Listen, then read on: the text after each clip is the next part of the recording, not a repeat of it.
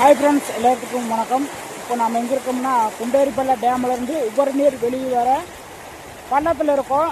இப்போ பள்ளத்தில் வந்து பார்த்தோன்னா நம்ம பழங்கால முறையில் சார் படலை வச்சு மீன் பிடிக்கிறதுன்னு எந்த மாதிரின்னு பாருங்கள்.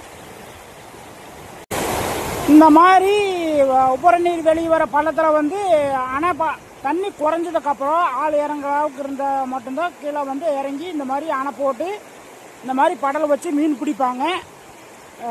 மீன் வந்து அந்த செந்தண்ணி வரும்போது நீரோட்டத்தில் வரும்போது அந்த அணையோரம் போச்சுன்னா கல் இருக்கும்போது வந்து இந்த படலை வந்து உழுந்துச்சுன்னா மறுபடியும் ரிட்டர்ன் மேலே ஏற முடியாது. இந்த முறையில் வந்து இந்த ஈரோடு மாவட்டம் கொங்கர்பாளையம் குண்டேரிப்பள்ளை கிராம மக்கள் வந்து பள்ளத்தில் இந்த மாதிரி தான் மீன் பிடிப்பாங்கன்னு வச்சுக்கோங்க.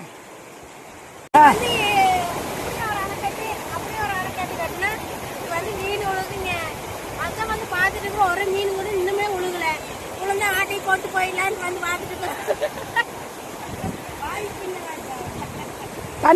தண்ணி வந்து தெளிஞ்சிருச்சு, தண்ணி குறைஞ்சிருச்சு. அதனால் வந்து மீன் வந்து இறங்காது. தண்ணி செந்தண்ணியாக வரும்போது மீன் மேலே டேமில் இருக்கிற மீன் பூரா கீழே இறங்கும். அந்த கீழே இறங்குற சமயத்தில் மீனோட மீன் வர போக்கில் வந்து கீழே படலை வச்சு இந்த மாதிரி மீன் பிடிச்சி சாப்பிடுவாங்க. அதிகபட்சம் மீன் இருந்துச்சுன்னா சேல்ஸ் பண்ணுவாங்க.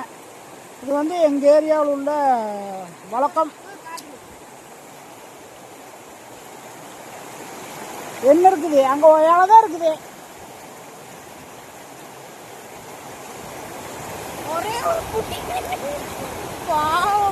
அது வந்து கட்லா குஞ்சு, கண்ணாடி மாதிரி இருக்குது. ஆனால் இது வந்து கட்லா குஞ்சு.